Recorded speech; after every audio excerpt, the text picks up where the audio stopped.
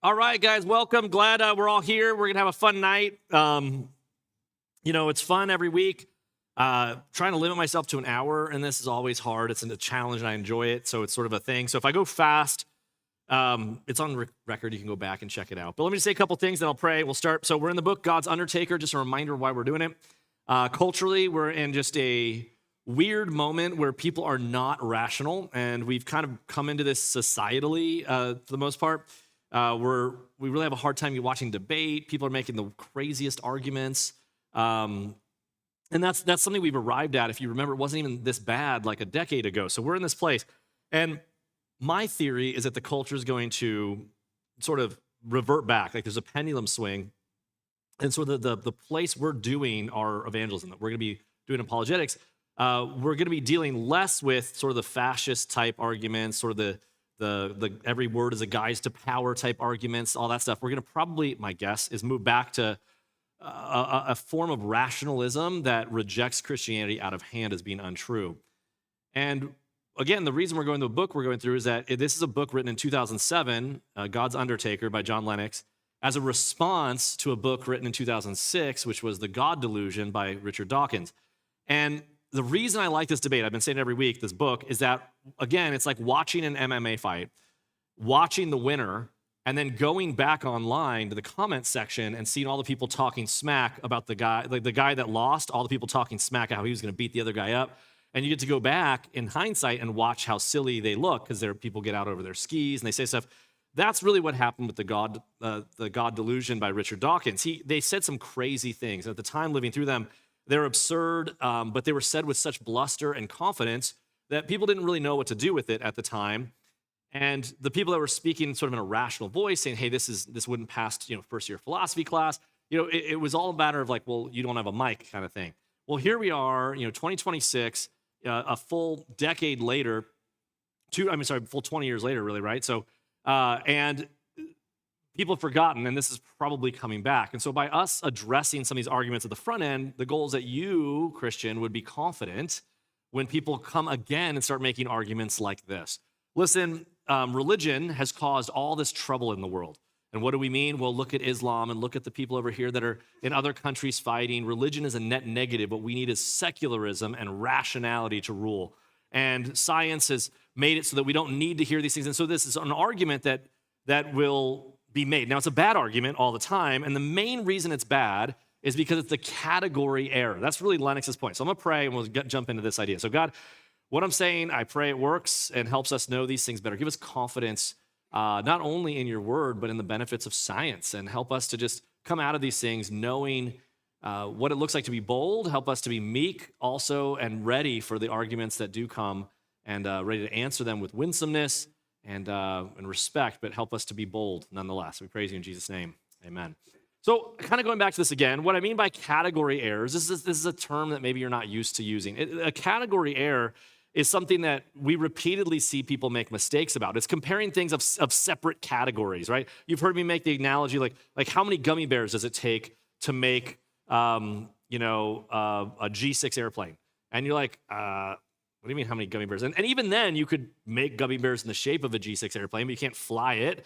It's a category mistake. You don't ask, like, well, how many apples equals an orange? You're like, they're different categories. They're not the same thing. And so when people talk about science and religion as if there's a conflict, that's fine. But when you talk about science and Christianity and the Bible, there is no conflict. The reason, though, that we can get into big trouble, so years ago, back, Living Waters, you had, what's the guy, Way of the Master, you had Kirk Cameron and Ray Comfort.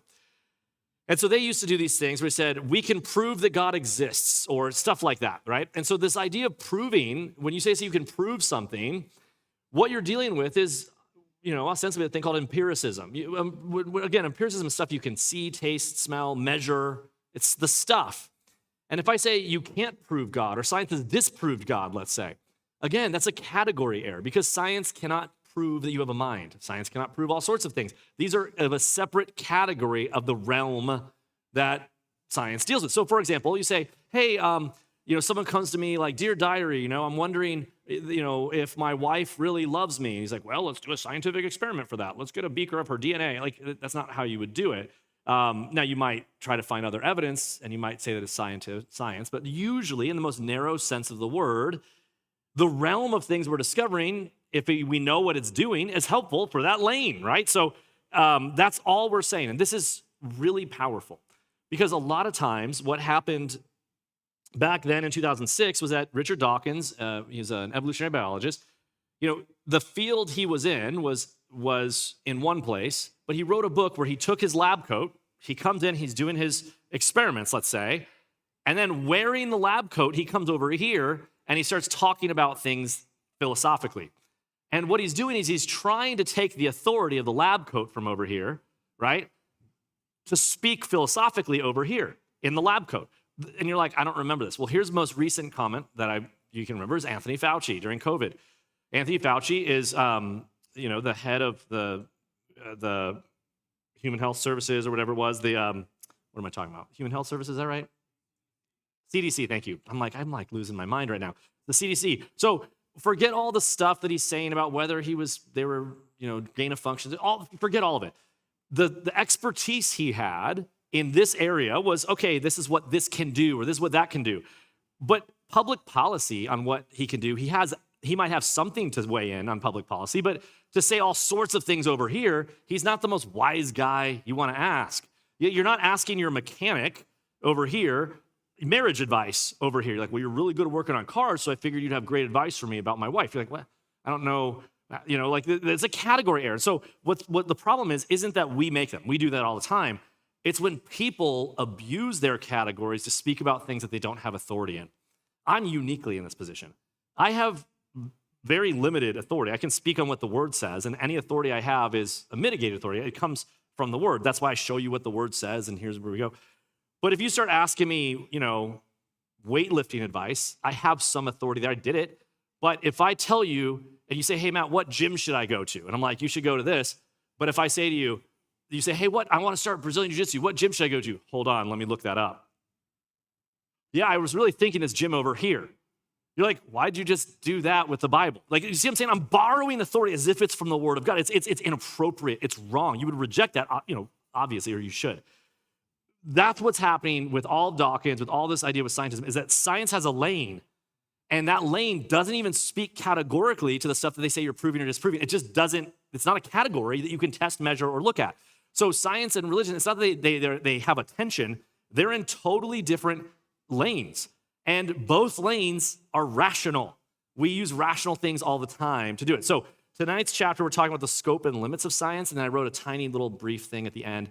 The notes, if you go on our app, underneath the tonight's class, there'll be a notes button. You can click it, and that's there for you. So all the last teachings, I've been doing that, so that's for you. All right, here's a quote. Bertrand Russell says, whatever knowledge is attainable must be attained by scientific methods, and what science cannot discover, mankind cannot know. Now, again, I want to repeat this. This is an embarrassing quote. This is a quote that if Bertrand Russell said this, to me and said, hey, should I say this? I'm like, you shouldn't say this. He's like, well, I did say it. I'm like, you should apologize. This isn't just an opinion statement. Oh, this is what he thinks, or I see where he comes from. This is falsifiable on its face.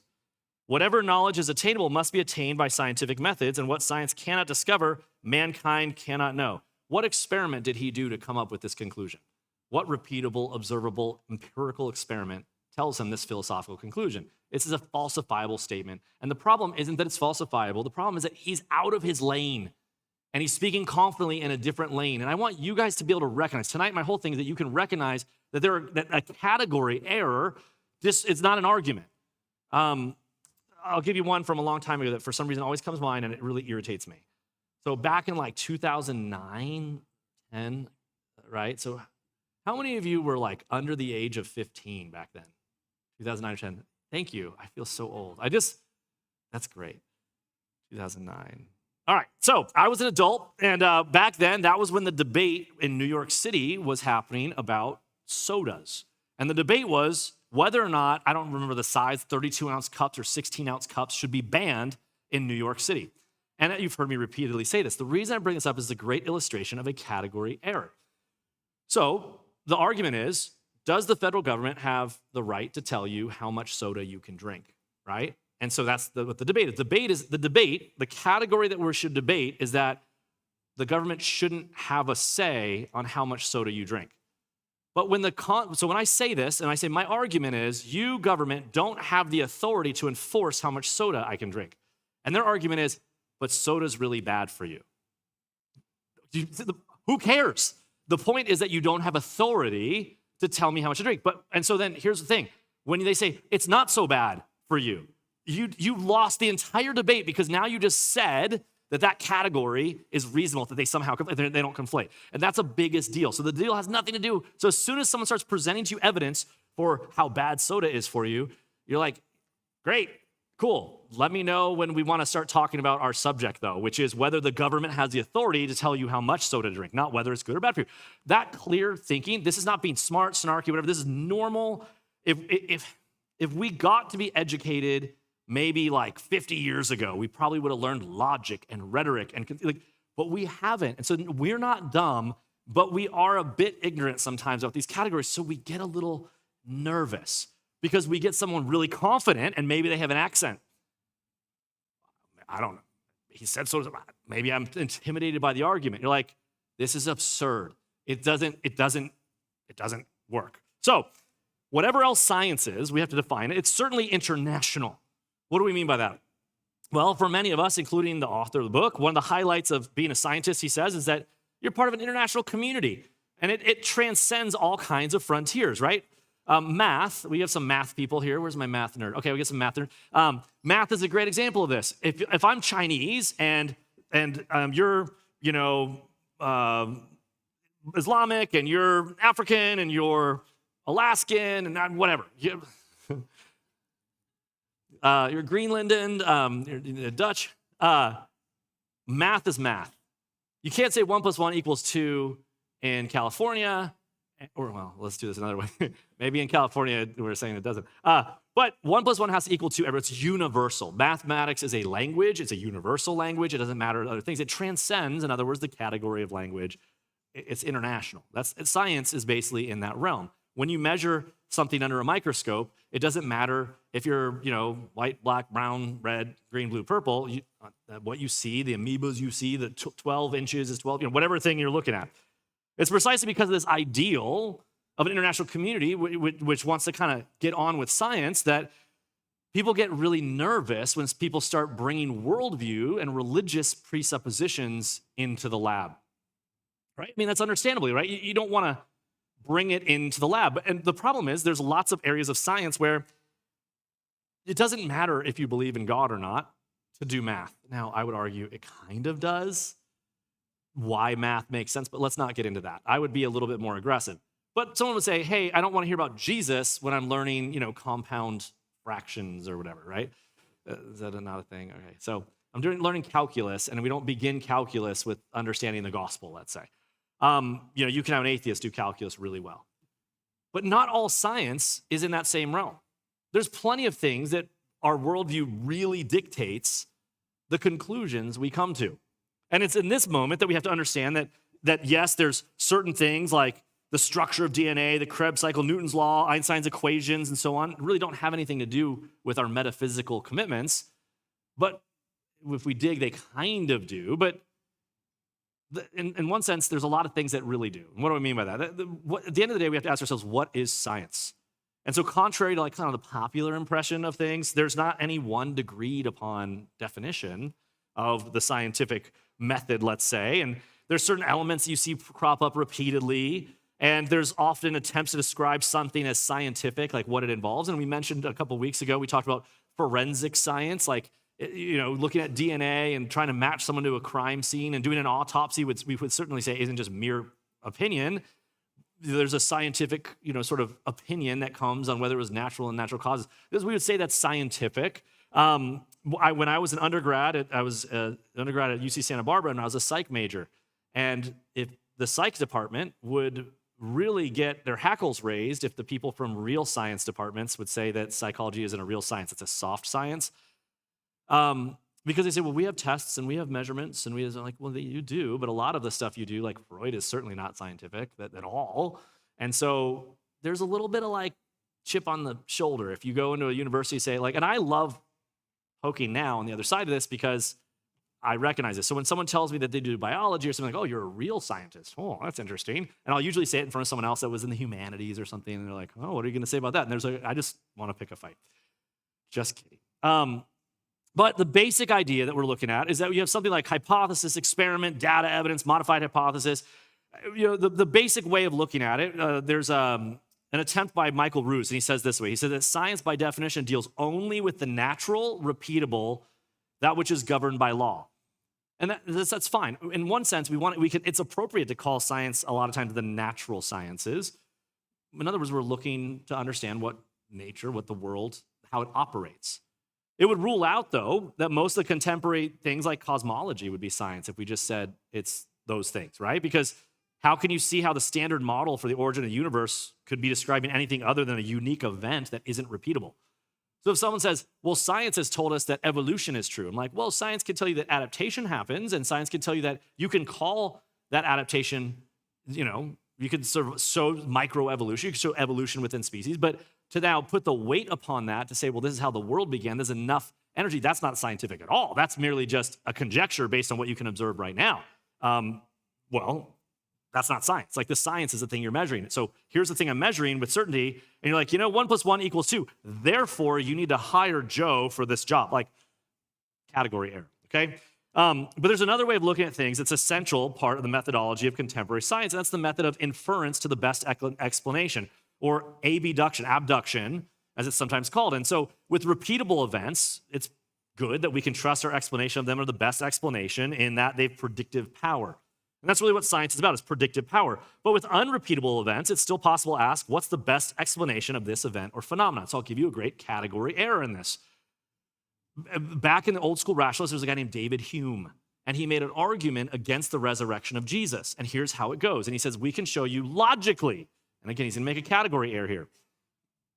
He says, of all the possible reasons why the tomb was empty on that Easter Sunday morning, of all the possible reasons, the fact that Jesus rose from the dead is the most least possible of all reasons, right? Because he says no matter what reason you come up with, it's more likely than someone just rising from the dead. And what he's implying is because people don't rise from the dead. And you sit there like, gosh, that seems like a pretty good logical. He says, so no matter how outlandish the idea that all these people are hallucinating or all these people are lying, it has to be true because someone rising from the dead is more outlandish than that. Seems pretty convincing, right? Like, let the weight of the argument fall on you for a minute. Don't just dismiss it. Like, he makes it eloquent, right? Like, says it in an intelligent way, probably with an accent. And so what do? Until you realize the mistake he's making. Our argument is not that a guy just rose from the dead. Our argument is God himself in the flesh, who predicted he would be and had done it and never had happened before, did something unique that he called his shot, proved that he was legitimate, and rose from the dead. Of course, it's not repeatable. You're talking about a one-time event. That's the whole point of it. So Hume's argument is categorically not relevant to whether Jesus rose from the dead. You're not asking if people just randomly rise from the dead. That's the whole point. And it just kind of takes the air out of the argument. Let the balloon just goes away. And that's what I'm trying to get you to see right now when people do this. So, understanding the definition of science, we just have to understand that no matter what a scientist does with the measurement, the beakers, the labs, the stuff, they still have a worldview, a philosophy, a lens, we keep saying, that they use to interpret that data. And that lens interprets not only how they read the data, but the kinds of questions they ask about the data, right? So the kinds of questions we ask matter.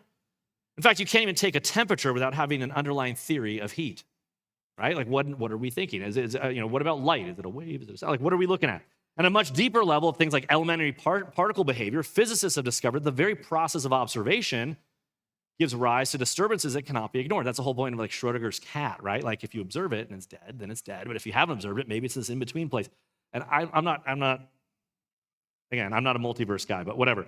Nobel Prize winner Werner Heisenberg deduces that, quote, the natural laws formulated mathematically in the quantum theory no longer deal with elementary particles themselves, but with our knowledge of them. We're going to get into that later. It's really fascinating, but if you're like, I'm confused, don't worry, it'll be fun. But at the end of the day, no matter how you look at things, even with certain things, for example, there's infinitely many curves that could be drawn through a finite set of points because you can curve it an infinite number of ways. That doesn't mean we can't have a relative degree of certainty with things. That's kind of what we're getting to. So science isn't always about certainty. That's kind of helpful too. But Christian, we make a big mistake. Like, don't make arguments like this. When someone says, well, you believe in the theory of evolution, well, it's just a theory. Like, okay, that's a terrible argument. If you make that argument, stop. It's a bad argument. You look dumb, and I'm not trying to be mean.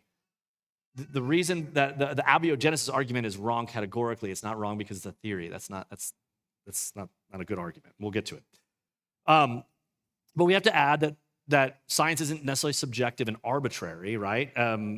There's some people that are postmodern might say that. But if you go back to Roos and his definition of science we talked about earlier, there's more to be said. What does he mean by saying that science deals only with the natural? Surely means at least that things studied by science are things found in nature. But it may also imply that the explanations to be given of such things can count as science only if they're couched solely in terms of physics, chemistry, and natural processes. And this is what I meant last week. Sometimes you could define the debate ahead of time. Like we said before with the autopsy. We're going to say, hey, here's the body, and natural and unnatural causes, it can be any cause you want as long as it's on this side, natural causes. And you're like, all right. So when you come with the body and has a knife in the eye, you're like, no matter how outlandish the theory, it has to be one of those natural causes because at the outset of doing the study, you've already constrained yourself to a closed system where there's only natural causes. And so if you say there's only natural causes for all things, then and so this is like kind of the basic argument. This is one of the reasons why, sort of the theory of relativity, like the basic cosmology that we have, right, got so threatening with the Big Bang theory because it implied that the universe isn't all there is, and it's not a steady state, that implied that basic science, if every cause has an effect, well, if the universe itself is not a cause itself, but an effect, that means there must be a cause, an uncaused cause that started things, and that uncaused cause can't just be, like, whatever it is had to be before that. And so when we said, hey, if you go back in time, let me just give you I don't want to go too far back, but I just want to understand the implications here. So when Hubble telescope looks and you see that our planets, so we look in the sky and look and see a star, and you say, hey, that's far away. And you look tomorrow and it's further away.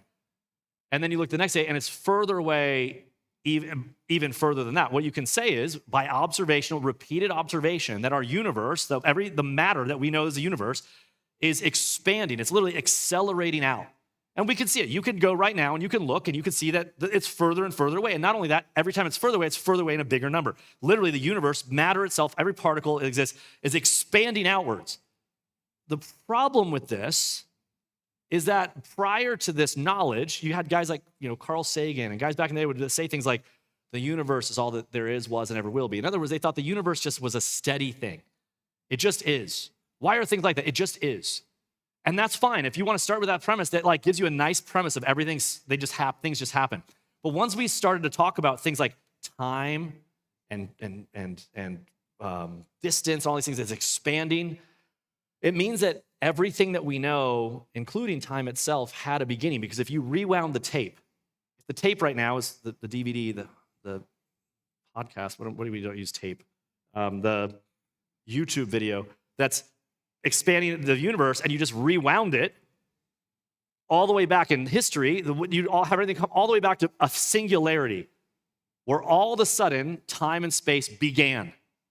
And that was the argument that you kind of have Einstein, how these guys, like, this is the argument that comes out about the normal cosmological view that we have today. And this caused a lot of consternation because all of a sudden, because one of the main premises of science is that every effect that we look at has a cause.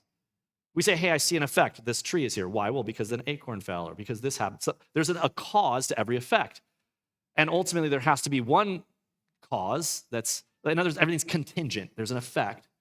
And whatever that's necessary is the steady thing. Well, guess what? The universe itself, time, space, matter, all of a sudden wasn't the necessary thing. It itself was an effect, which implies that something had to begin time. Something, some power, force, what have you, had to begin everything. And so all of a sudden, the best observational scientific theories left us with a conundrum because now we have to posit that whatever this thing is, it has to be infinitely powerful to begin everything. And so all of a sudden you can see where like this is where God becomes really relevant. And so like, oh, what do we do? And so literally I would argue, if I could be so bold, that much of quantum physics today is an attempt to try to sidestep the normal cosmological view by saying, well, there's a multiverse. And so what they did is they just moved the ball. I know I'm confusing you. I just have to do it. And I'm here for me right now to tell you. I'm interested in what I'm saying. So please, I'll just keep going. It's so fascinating. What do I mean? The ball used to be safe for scientists to happen in a secular sense by saying that the universe was the necessary thing. And all of a sudden, well, observable data says it's not actually. I'm like, crap. Well, we can't just abide the fact that the best explanation for everything is that there has to be some force that's outside of time and space, infinitely powerful, organized. Oh gosh, that's starting to seem like God. Well, what about the multiverse? String theory, multiverse. And again, I'm not throwing it out there, but the basic idea behind it philosophically is, well, if there's a million possibilities where everything you do, there's a million universes where you did something different, where something different happened. That's the whole Spider-Man and the multiverse game. In fact, all the movies now are showing the multiverse. All the things are showing the multiverse. And the argument is, well, maybe the multiverse, since there's a million different possibilities, then sure, there's a million possibilities that we just have a life here. We just have these things. And then the universe, and this multiverse universe started from nothing, and maybe another one. The problem with that theory in the multiverse is it tries to come up with a steady state view. And then it falls on its own argument, because if there is a possibility in one multiverse where there's a God who's all powerful, and he would be all powerful over all universes, therefore you're still stuck with a God. So anyways, let's go back to the scheduled programming. This basic idea of how to understand science and making this idea of hypothesis to affirmation. Science is important to make sort of hypotheses, but there's some people that will say, like, there's a great quote here. Let me find it. A professor of ecology and evolution, Massimo Pigalucci, I love this name, states, the basic assumption of science is that the world can be explained entirely in physical terms without recourse to godlike entities. Again, an embarrassing quote. The statement he's making is falsifiable on its face, and more, he's saying it can only be explained in physical terms. So love can't be explained, doesn't exist. That's what we said last week. In a similar vein, Nobel laureate Christian Deduve writes, quote, scientific inquiry rests on the notion that all manifestations in the universe are explainable in natural terms without supernatural intervention. Strictly speaking, this notion is not an a priori philosophical stand or a professional belief. As a postulate, a working hypothesis that we should be prepared to abandon if faced with facts that defy every attempt at rational explanation. So many scientists don't bother to make the distinction that he said about things might not matching up. They're perfectly happy to just say that science is only about things that happen in nature. And the category error is, if I only look for things in nature, if I say, how many Skittles do I have? It's like, well, I don't see any apples, so there must not be apples don't exist. I'm like, well, you're only measuring Skittles. Like, what does that have to do with how many apples exist? That's the problem with what they're saying. But here's a clear admission that for many, science is practically inseparable from a metaphysical commitment to an agnostic, atheistic viewpoint. In other words, prior to science, you say, science is this, it's a tautology, which means you're saying the same thing twice. Like, science is a study of science that, okay. We notice in passing a subtle implication, right? That supernatural interventions to be equated with define every attempt at rational explanation. In other words, when people say these things, supernatural implies non-rational. It's really juvenile, the arguments. They're juvenile arguments. That's what's upsetting about all this. When I first came into this stuff, I was excited to hear smart people say smart things, and then to realize that you're back at the beginning of, like, says who, mom, this, and like, that's what all these arguments are. And to those of us who engage in serious theological reflection, this will seem quite wrong-headed. The notion that there's a creator God is absolutely rational. It's not a non-rational. And I'll give you the thing I said again. The basic view of evolution, abiogenesis, that everything started, that unguided, everything else, the Darwin himself addresses, that evolution is ultimately giving us the argument that time plus chance gives the illusion of design. And they're like, so, okay. And you're like, great. And so they say things look designed. And so they say that's why they'll start capitalizing nature. They say, oh, it's like blind process. Well, nature finds a way. Well, the words you're using to imply, like, purpose and organization, not just random. Like, if we're playing, like, Scrabble, and I gave you a Scrabble board, I said, shake the box and make, Hamlet from the pieces you have, and you shake the box and you get the word cat. The next time you shake the box, you don't get the cat ran up the street. Like, the word cat goes away. It doesn't just stay there. If it stayed there, like that's what Dawkins says in his book at one point. He says, well, that's how evolution works. You shake the box, and when you get cat, you leave cat, and then you shake it again. Well, that implies organization. That's not what you just said. You're cheating. Another guy cheats and says everything came from nothing, but nothing's really a vacuum. So really he means everything came from nothing, from something called nothing. I'm like, okay, you're an idiot. I'm sorry, God forgive me. It was just frustrating. This idea that it's unrational to think that God exists is the thing that flies on its face. Because again, they're even saying that everything looks designed. And so the argument we have to say is it possible? Is it just possible? Is one of the possibilities that things look designed because they are? Is that one of the possibilities? If someone says, no, that's not possible, they are not an atheist. They're an anti-theist. They're saying that's not possible. If they say, well, it is possible, I'm like, okay, great. So that's not non-rational. So this is again, these guys are flexing and stuff. So again, to equate rational explanation with natural explanations basically shows a category error. All right, so Didieu's view, this guy, is shared by many scientists. For example, the judge in Kitzmiller versus Dover Area School District in 2005, in deciding that intelligent design, they said, the theory that intelligent design is a theory of sort of the origin of things, they said it's religious and not scientific. Why? Well, Judge Jones says it. Here's his quote. Quote, expert testimony reveals that since the scientific revolution of the 16th and 17th centuries, science has been limited to the search for natural causes to explain natural phenomena. While supernatural explanations may be important and have merit, they're not part of science. This self-imposed convention of science, which limits inquiry to testable natural explanations about the natural world, is referred to by philosophers as methodological naturalism, and is sometimes known as the scientific method. Methodological naturalism is the ground rule of science today, which requires scientists seek explanations in the world around us based upon what we can observe, test, replicate, and verify. And that's fine, what the judge says. The problem is he's not being consistent. If he's saying that science is dealing with the repeatable and testable, and you're telling me how the world began and what happened to the dinosaurs, I'm like, how many repeatable, testable things have you done to tell us what happened? They're not being even consistent to their own view. Philosopher Paul Kurtz holds similarly that, quote, what is common to naturalistic philosophy is a commitment to science, and indeed naturalism might be defined in its more general sense as the philosophical generalizations of the methods and conclusions of the sciences. These guys are cheating. They're cheating in every such way. Basically, it's like when someone says, what is a woman? And they're like, a woman is anyone who thinks they're a woman. I'm like, well, what is the thing that they think they are? Well, it's a woman. I'm like, what is that thing? Well, it's whatever they think they are. I'm like, so it's blip? Like, they're cheating. That's what they're doing. Science is naturalism. Naturalism is the study of science. I'm like, oh, okay. However, there's at least one serious downside to their views, right? They said that, and that is this: the close tie between science and naturalism could lead to a situation where any data, phenomena, or interpretation that didn't comfortably fit their naturalistic way of thinking would be rejected. Why? Well, because we're measuring Skittles here, and you just said something about apples. We're like, right, so apples don't exist. Back to the Skittles. They're like, that's what we're dealing with. So such a view would appear to be held by Kurtz, right? Like their view is bad to us if naturalism's false, and it is philosophically false. But if naturalism's true, then they'd be right. The problem is that's not the debate. We're not debating with them who has authority to enforce a soda ban. They're just talking about whether they're healthy or not. I'm like, that's not the debate.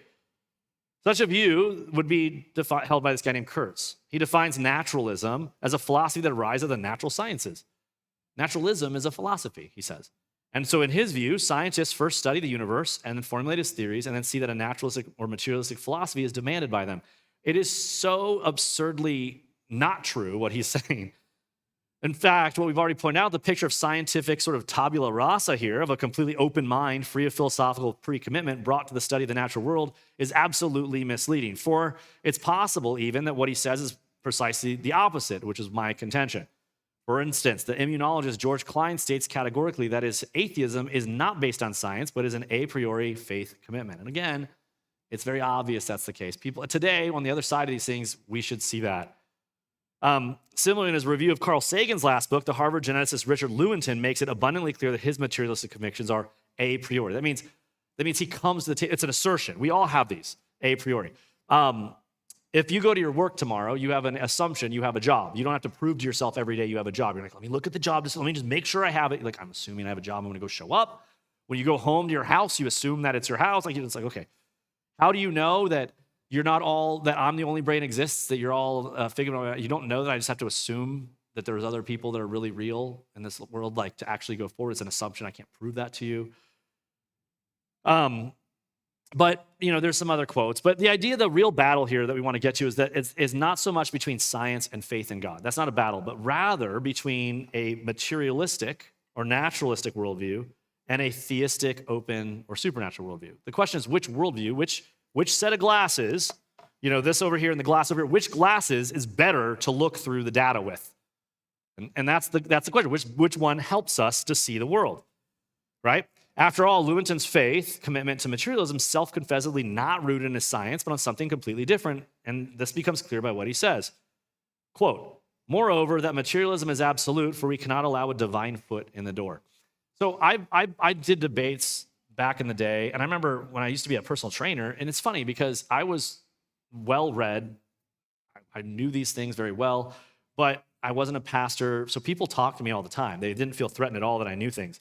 So they would just be open. And there's a guy who was a chemistry guy from, I think, SDSU at the time. This had to be 2005 or something. Gosh. And I think we were in like the locker room, the gym. And we were talking about stuff. And he just told me, he says, how are you so confident that you can talk about subjects like I'm a chemistry professor? And I'm like, actually, you're the one that's kind of confident. Have you studied philosophy? What books have you read? What things do you know? He's like, well, I'm a chemist. I'm like, what does that have to do with your worldview? Help me understand. And he's like, kind of saw what I'm getting at. I'm like, we're having a philosophical debate. The argument about evolution, the origin of the universe, is an argument first about our philosophy. It's a philosophical debate. It's an assertion. It's which whatever you want, like myth in the best sense of the word, is the true one. So when you go to the Natural History Museum and you look around at the dinosaurs and the cave people and the stuff, that is not something scientific. We found things, but the interpretation that this is the story, this is the mythological story. Now, some tribes will tell you we're all on the back of a giant floating turtle. So they could have giant floating turtle museum, and you go, and it shows little turtles and big turtles, and the reason you're sick is because the turtle fairy doesn't like in there. Like, here's the explanation. That's the worldview. The land was Middle Earth, and then here's the thing. Okay, I get it. That's the worldview. The Natural History Museum is history from the point of view that only natural causes exist. That's what it is. It's history told from the lens that there's no such thing as minds, love, hope. Those are all illusions. All we have are molecules banging together. Here's the story of how that began. It's a mythology. That's how they began. And it doesn't make sense. It doesn't work. It falls on its own face. But the argument that they cannot put a divine foot in the door really just goes to show that there's a motivation to not believe, the motivation not to hold the worldview that has nothing to do with what they measure in a laboratory, right? If a physicist deliberately designs a machine that's capable of detecting radiation only within the visible spectrum, and which would be super useful, right? Like, that's a great thing. But how absurd then to take that to deny the existence of X-rays that it can't, by construction, see. Like I can only see visible things. Well, that means invisible things don't exist. Well, you only made something that can measure visible things. Again, that's what's going on here. So they're incongruous. So you find that there are scientists that do have theistic convictions, and they insist on defining science still in naturalistic terms. In other words, if I was doing math, I'm not doing Christian math. I'm just doing math. All math is God's math, right? In fact, all science, all good science of the natural world is God's science. In fact, let me say it this way.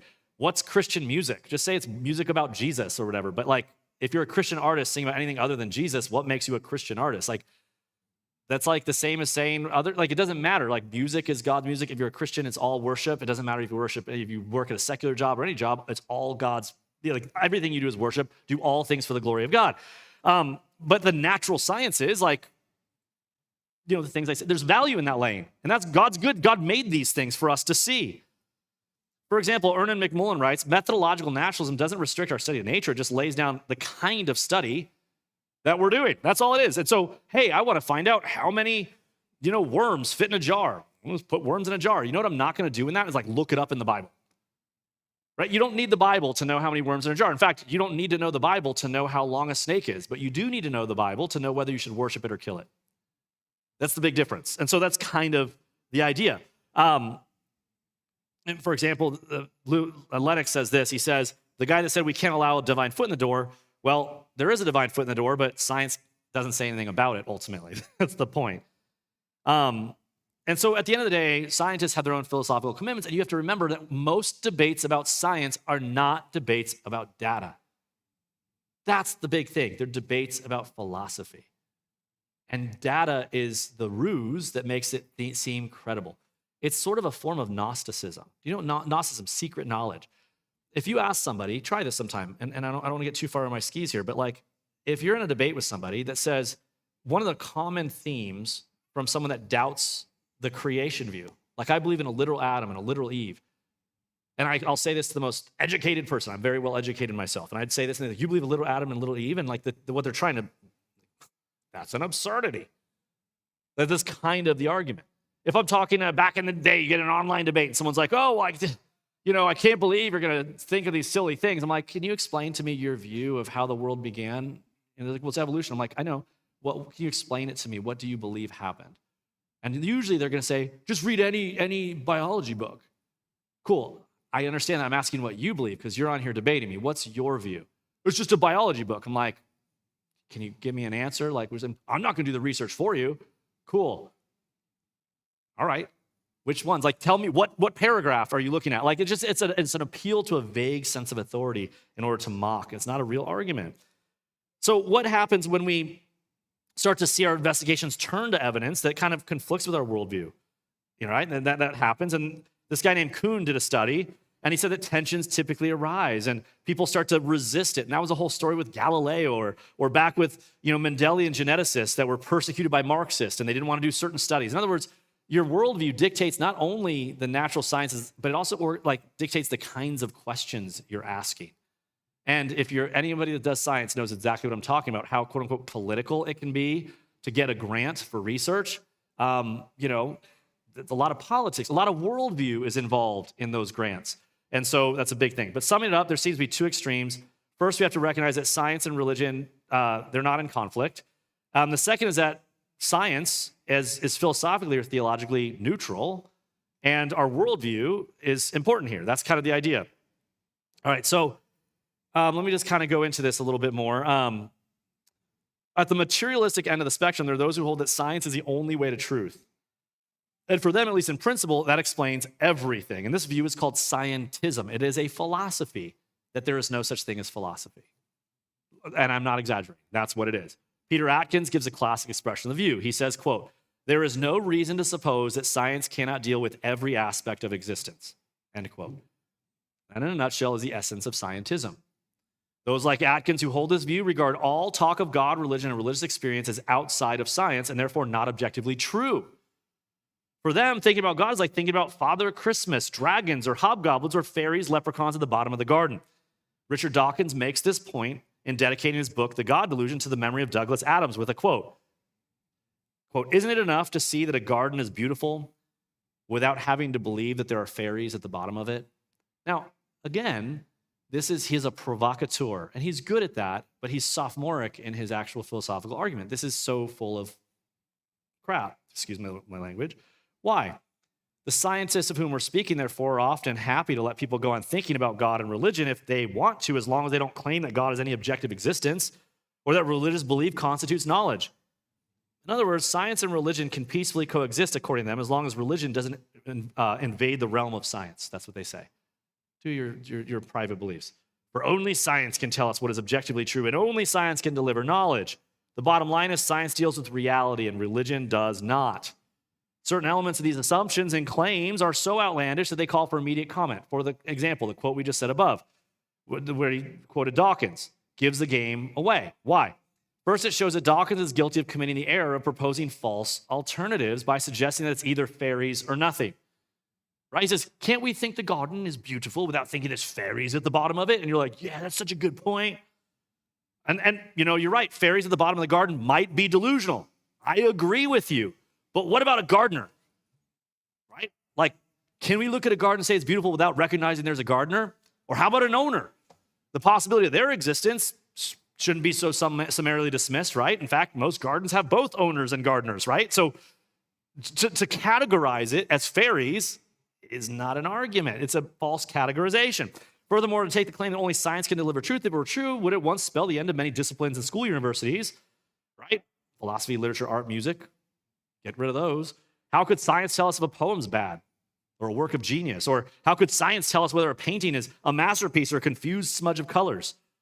And postmoderns say it can't. That's why this toilet seat is considered art. But anyways, science can tell you that if you add strychnine to someone's drink, it'll kill them, but it can't tell you whether it's morally right or wrong to do that.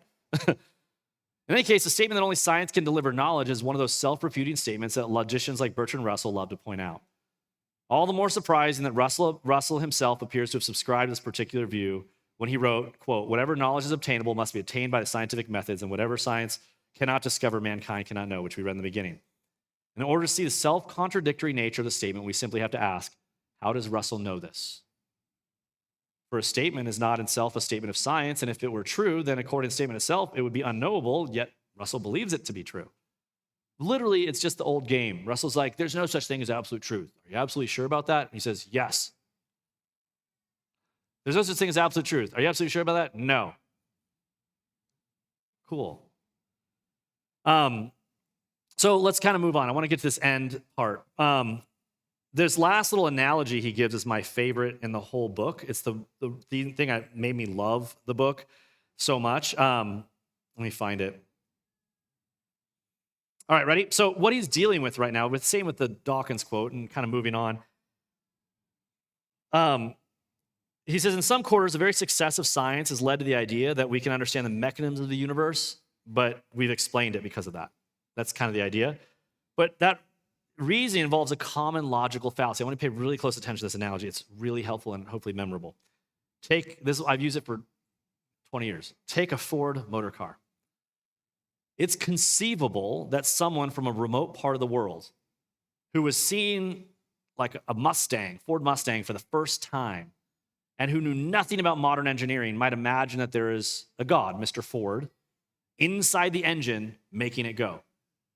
Like when Derek and Kaylee go to Papua New Guinea and they go to the tribes that have never been off this island or seen anything, if they bring a 3D printer and go back and 3D print stuff and come out, they're going to seem like magicians.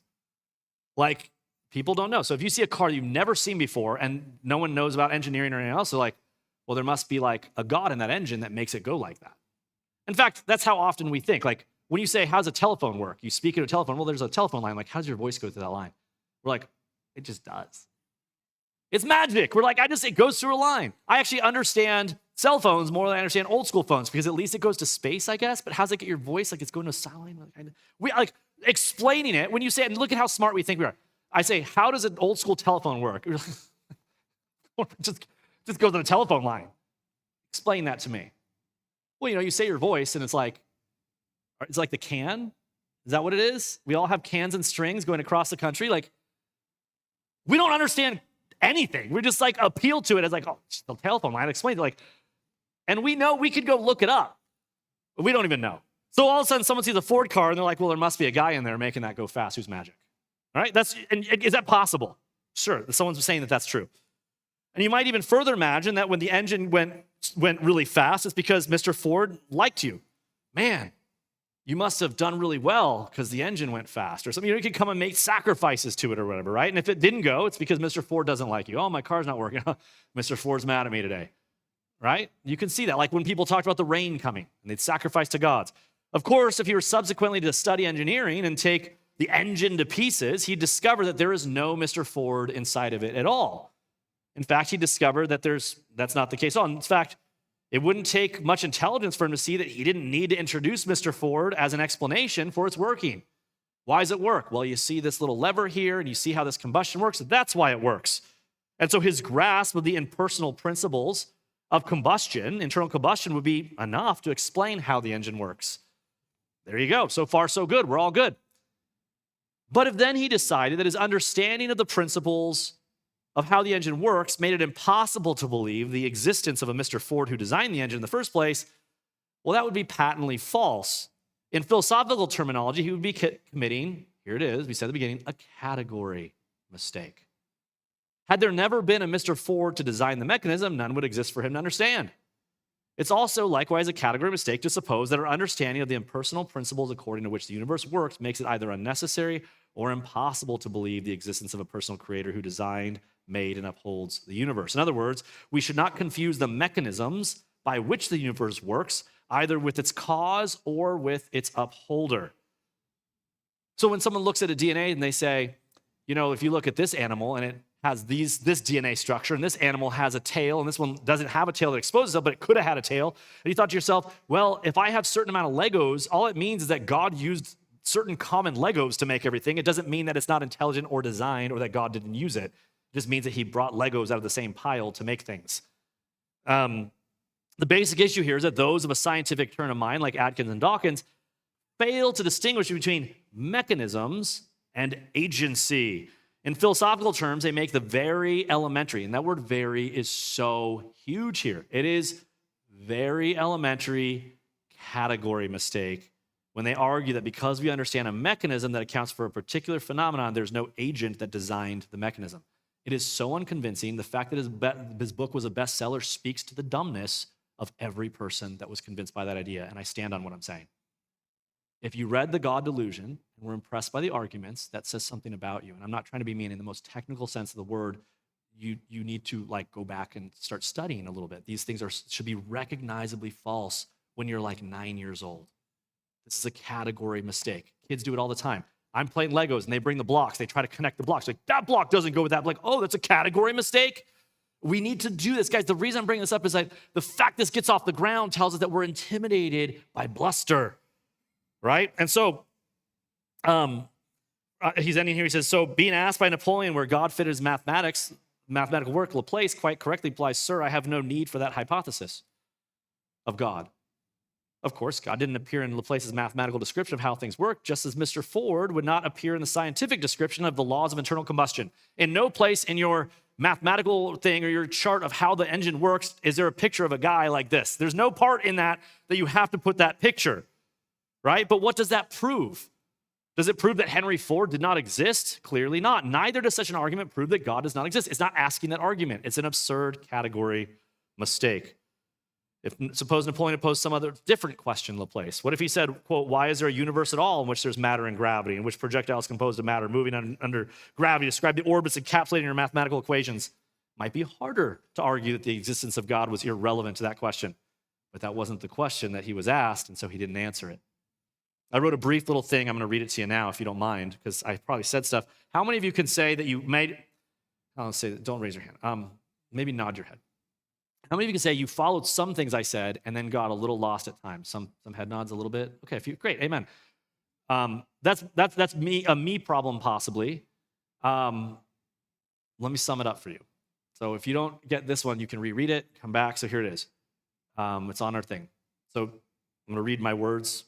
Science is a powerful tool, but only because it is a limited one.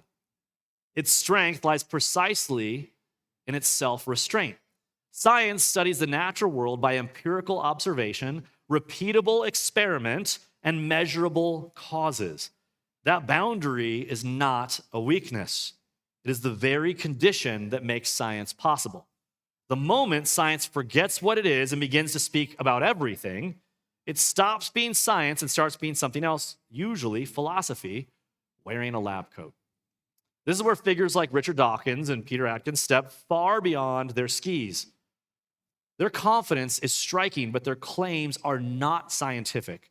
They are metaphysical on their face.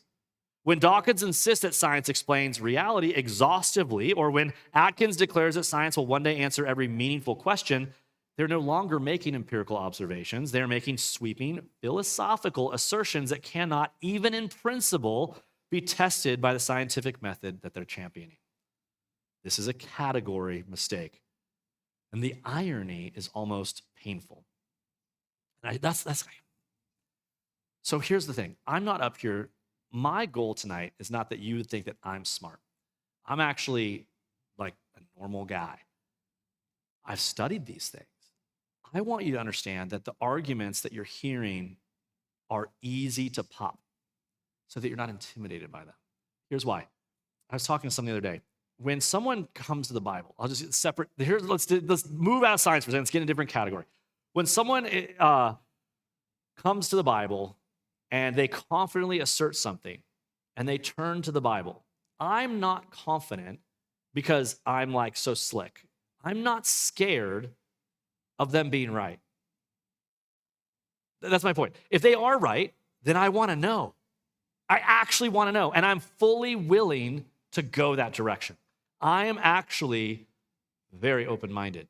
Talk to the other elders. I get convinced all the time. You can convince me all sorts of things.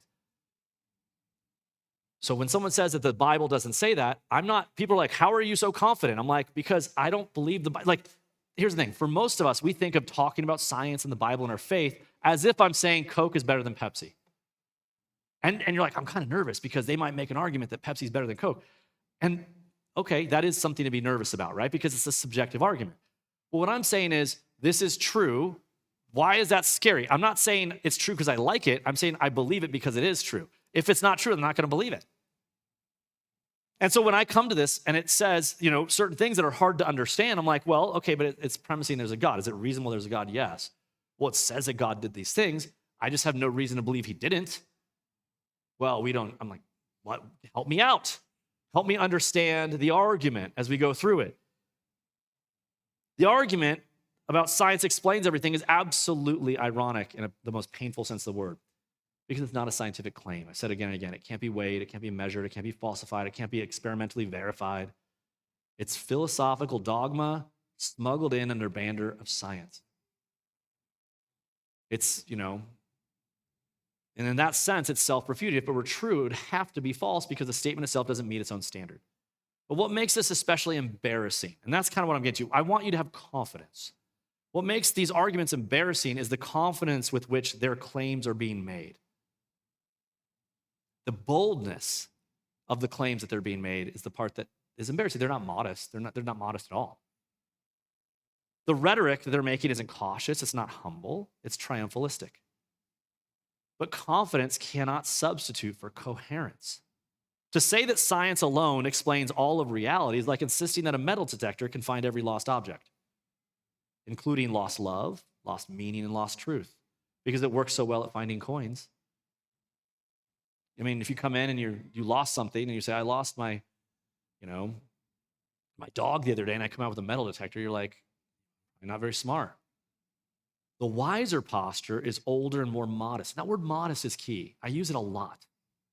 So when I'm making debates, even among friends, one of the things you want to do is make the most modest statement you can. What do I mean by that? Modest statements invite collusion, invite someone to meet you at something you can both agree on. A modest statement. We just did one the other day when we were doing the 1 Thessalonians 4, and there's a debate about the rapture and the day of the Lord, and I'm like, so before we start to build my case, I'm like, that's not my concern. I'm going to start with the most modest thing. Whatever this first part is, it's for you. It's supposed to encourage you because it's good. This is for you. It's not the final. Let's both agree that this section says this is for you and it's good. Can we both agree? And they're like, yeah, okay, I can agree with that. And this next section, whatever it is bad and it's not for you. So that's supposed to encourage you. Can we see that?